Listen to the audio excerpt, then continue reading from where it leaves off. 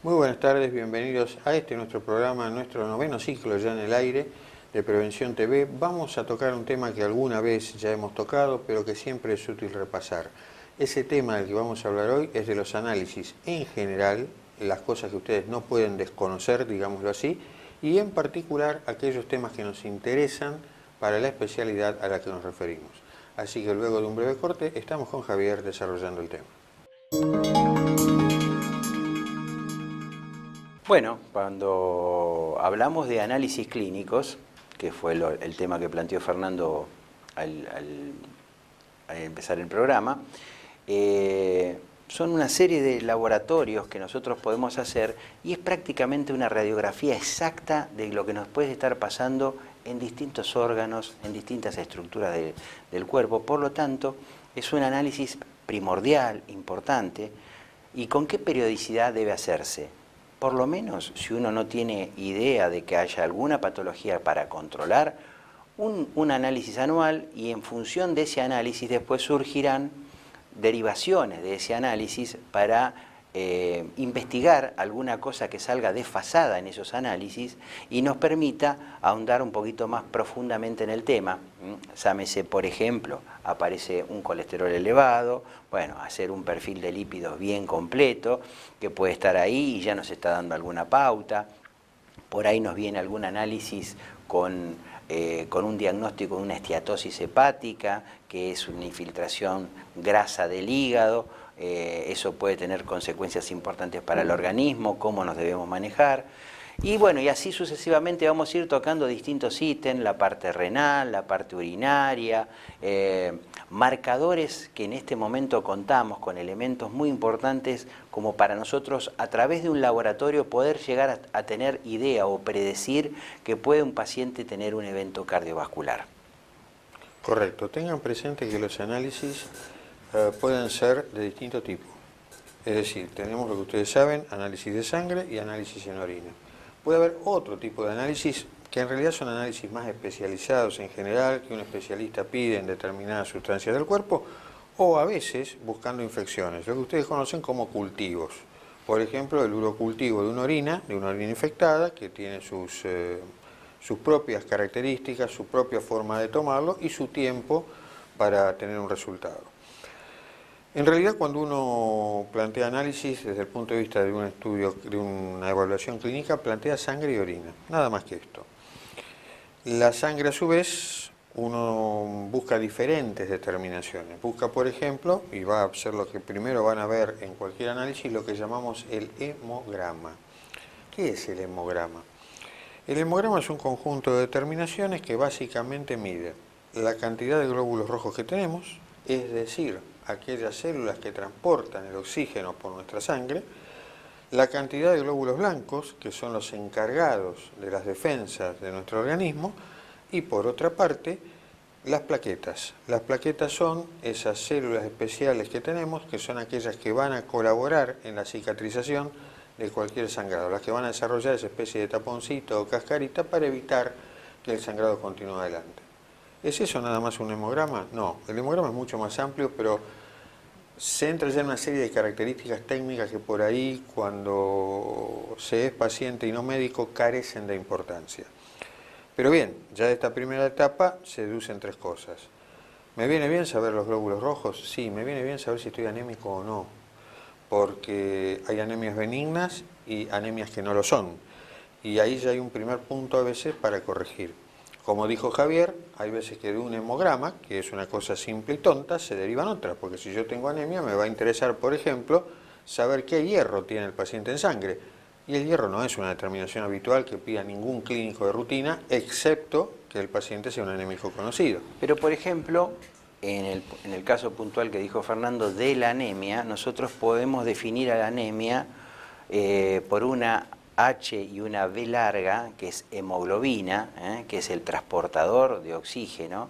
La hemoglobina es el pigmento que lleva el glóbulo rojo. Que lleva los glóbulos rojos a distintas estructuras, al cerebro, al corazón, a las piernas, a todos lados. Eso para la mujer es hasta 12 y en el hombre es hasta 13. O sea que nosotros ya podemos definir que un paciente tiene anemia si esa hemoglobina en el caso de la mujer está por debajo de 12 y en el caso del hombre si está por debajo de 13. Una segunda determinación referida a lo mismo es el hematocrito. El hematocrito.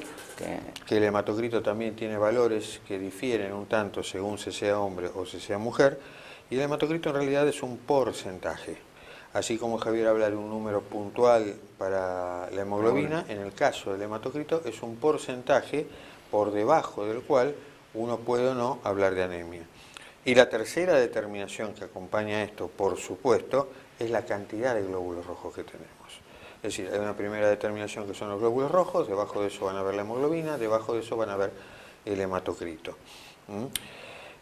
Y el resto de las determinaciones... Después puede haber características de los glóbulos rojos, si son más pequeños, más grandes, y en general, en este primer análisis básico que nosotros solicitamos, nos puede poner si hay algún déficit, como dijo Fernando, algún déficit de hierro.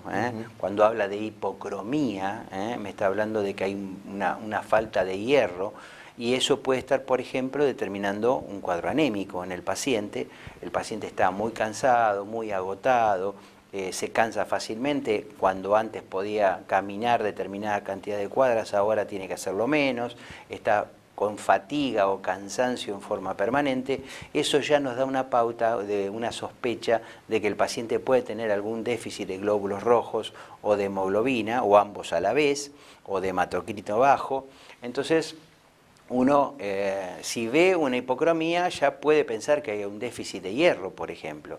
Ahora, si no está presente la hipocromía y nosotros vemos que el paciente tiene un síndrome anémico, que la hemoglobina está por debajo de 3 en el hombre y de 2 en la mujer, o los glóbulos rojos están por debajo de los 4 millones, o el hematocrito está muy bajo, entonces tenemos que pensar en otras alternativas, que este hombre o esta mujer está perdiendo por ahí glóbulos rojos por algún lugar del organismo. Entonces ahí pasa a hacerse una investigación y se deriva por ahí a otro especialista.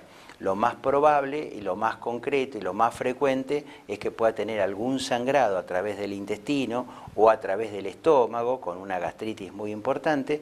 Entonces, en ese caso puntual, uno por ahí hace una derivación a un gastroenterólogo. ¿Para qué? Para que haga, por ejemplo, una endoscopía digestiva alta, una endoscopía digestiva baja, para ver si se encuentra el sangrado que motivó que ese paciente estuviera con anemia. Alguien que antes, previamente, no la había tenido. Javier está hablando en este momento de una pérdida crónica, de una pérdida suave, una pérdida permanente, pero de poca cantidad. Por supuesto, si hay un sangrado muy importante, un sangrado cataclímico, todos estos valores se modifican abruptamente y generalmente eso es una emergencia. Es una emergencia donde el laboratorio no es necesario por ahí como elemento diagnóstico. Sí, para guiar una terapéutica, hasta dónde reponer, hasta dónde sí, hasta dónde no, pero no como elemento diagnóstico cuando el sangrado está en evidente. Claro. El segundo grupo de determinaciones que componen el hemograma dijimos que son los glóbulos blancos. Los glóbulos blancos son nuestras defensas. Acá hay una salvedad. Ojo, si ustedes llegan a sacar sangre a algún hijo suyo buscando una infección, por ejemplo, leen el hemograma y creen estar acertados diciendo, uy, tiene una infección de la gran flauta por esto y lo otro. Un chico normalmente tiene una fórmula que es exactamente al revés de la de un adulto. Entonces, cuidado con eso, consultar al pediatra. Hecha esta salvedad, normalmente hay una cantidad de glóbulos blancos que alcanzan distinto número, puede haber en exceso, y eso a veces se ven tumores con tipo leucemia, puede haber en exceso pero no un número tan alto y estar marcándonos una infección, o puede haber un déficit, pueden faltar lo que se llama leucopenia, eso también puede ser marcador tanto de tumores como de infecciones. El Ahora rango, bien, perdón, el rango en eso en general, hablamos de 4.000 para la merma, digamos, cuando están por debajo de 4.000, y mayores de 10.000 cuando hablamos de leucocitosis o glóbulos blancos elevados en sangre. para aclarar un poco más, una infección podría tener 15.000, 20.000 glóbulos blancos, en cambio cuando uno habla de una leucemia, en general va de 50.000, 100.000, 200.000 glóbulos blancos, números realmente muy importantes. Van a encontrar otra cosa más dentro de los glóbulos blancos, que es lo que nosotros llamamos la fórmula. ¿Qué es la fórmula? Sus glóbulos blancos, sus defensas están organizados en distintas formas. Distintos Hay batallones. distintos tipos, distintos batallones. Batallones, digamos, ¿no? para que lo entiendan más clásico. Hay algunos que se movilizan exclusivamente si usted tiene un problema alérgico o una parasitosis, lo que nosotros llamamos eosinófilos.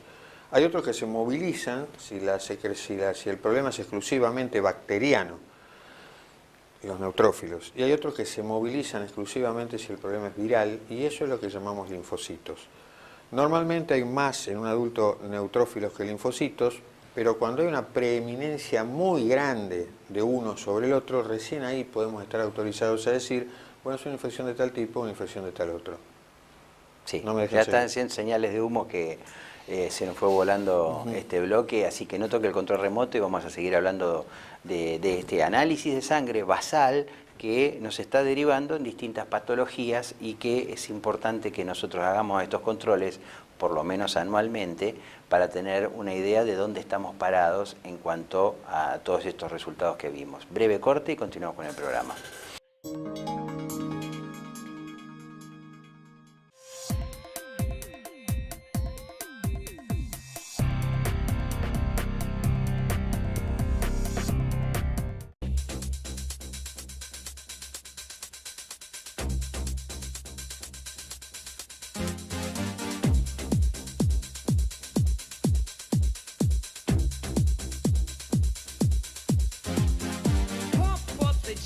Pump it up while your feet are stumping and the jam is pumping. Look ahead, the crowd is jumping. Pump it up a little more, get the party going on the dance floor. See, 'cause that's where the party's at, and you find out if you do that. A place to stay. Get your booty on the floor tonight, make my day. A place to stay. Get your booty on the floor. Somos FEMEVA Salud. Te ofrecemos la mayor y más amplia cobertura. Visita nuestra nueva y moderna sede, donde podrás conocer planes a tu medida, utilizando tus aportes o afiliándote de forma directa. Llámanos al 0800-333-3032. Bransen 309 en Quilmes. Superintendencia de Seguros de Salud. RNMP 414124.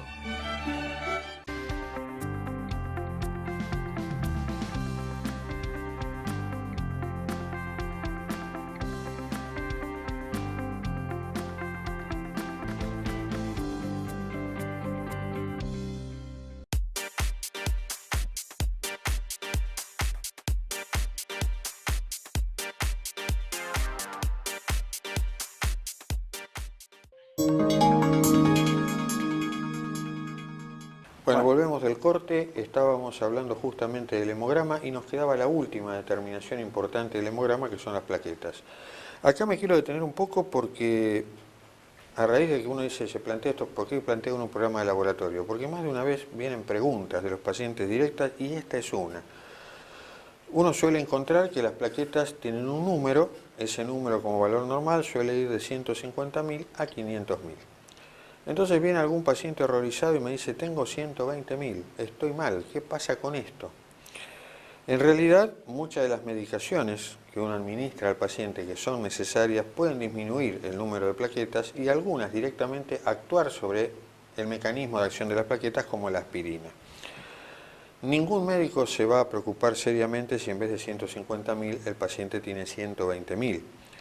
El problema en realidad es si ese número bajó a 50.000. ese sí ya es un límite donde uno se tiene que plantear, por ejemplo, si puede operar o no a un paciente, porque ¿funcionará la coagulación o no funcionará? Y si el paciente llega a tener una cifra inferior, digamos 20.000, eso ya es un problema médico diferente. Ahí ya estamos hablando de posibles sangrados espontáneos, sin necesidad de golpes, incluyendo sangrados cerebrales. Pero por supuesto, acá ya estamos hablando de enfermedades, cuando estos números son tan bajos. Entonces, si tengo un número de plaquetas un poco más bajo que lo habitual y estoy consumiendo, por ejemplo, aspirina o clopidogrel, no preocuparse. El resumen es, el coagulograma sirve fundamentalmente, en este caso el recuento de plaquetas, fundamentalmente para ver cómo está nuestra coagulación. Si están muy bajas, por ejemplo, tenemos la posibilidad de sangrados. Y si están muy altas, podemos tener la posibilidad de trombosis, que es lo opuesto. Pasamos al hígado ahora.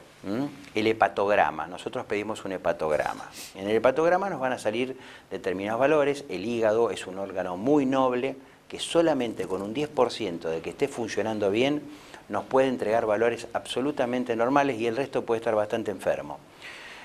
Por lo tanto, nosotros debemos incluir siempre un hepatograma para ver cómo están las transaminasas, las bilirrubinas. Las transaminasas son las enzimas que me determinan si hay o no hay daño hepático. Y esto viene ¿por qué? Porque últimamente estamos viendo, yo te diría que hasta un exceso de diagnóstico de esteatosis hepática. O sea, vamos a hacernos una ecografía abdominal de rutina y nos aparece una esteatosis grado 1, una cosa así. ¿Qué significa eso? La infiltración de grasa en el hígado. ¿Es preocupante eso? Es preocupante si el diagnóstico es confirmatorio y si hay dentro del hepatograma algunas alteraciones, como ser las enzimas hepáticas, la TGO y la TGP elevadas, me pueden estar indicando de que existe un daño hepático. Entonces, yo me tengo que poner a trabajar para corregir ese daño hepático, porque esas esteatosis hepáticas, que muchas veces tienen que ver con un exceso de alcohol y otras veces no, o puede haber también alguna intoxicación farmacológica con algún remedio que estamos tomando que también nos puede generar eso, pero fundamentalmente uno lo asocia al etilismo, o sea, al alcohol, la esteatosis hepática. En ese caso, la esteatosis, cuando tienen un correlato con el alcohol, es la primera etapa que nos está avisando de que se está infiltrando de grasa el hígado, y lo que sigue es la etapa final de una esteatosis con los años, no es en forma inmediata, puede terminar en una cirrosis hepática donde se destruye el parénquima hepático y el hígado es un órgano vital y fundamental para nuestro organismo. La mayoría de los medicamentos que nosotros tomamos tienen parte de metabolización hepática, tienen parte de metabolización renal, por lo tanto, esos órganos tienen que estar en buenas condiciones para que nosotros podamos indicar los remedios en horarios determinados. Si nosotros tenemos un hígado sano, podemos decirle, bueno, puede tomar uno cada 12 horas. De repente, si nuestro hígado no está en las mismas condiciones, por ahí la indicación es uno por día, porque el hígado no puede metabolizar más que eso. Bien, no se olviden de otra cosa. El hígado graso es importante por 2 o 3 razones más.